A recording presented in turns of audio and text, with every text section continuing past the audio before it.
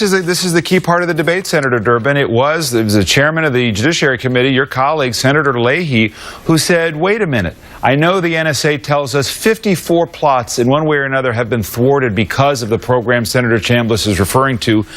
He says that's a bit of an overstatement, and he said it in open testimony this week. Listen. Well, it's in open testimony is that Section 215 helped to thwart or prevent 54 terrorist plots. Not by any stretch can get 54 terrorist plots. This program is not effective. It has to end. So far, I'm not convinced by what I've seen. Do you agree with that?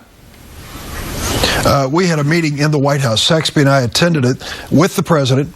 There were about 10 of us, Democrats and Republicans, in the House and the Senate, and we spent an hour and a half with the president in the Oval Office, an hour and a half going over this NSA, debating it back and forth. The NSA 215 program that we're talking about here is a program on domestic surveillance. In other words, do we need to collect all of the phone records of all of the people living in America for 5 years so that if we're going to target one particular person, we're ready to jump on it? That is being discussed and debated. The president is open to suggestions to make this stronger and more responsive and transparent. Well, what's your suggestion? Because the NSA argues you can't have half a haystack. You got to have basically all the numbers in the United States if you're going to be able to match it against what Senator Chambliss talked about, you know, a bad guy overseas talking to somebody in the United States.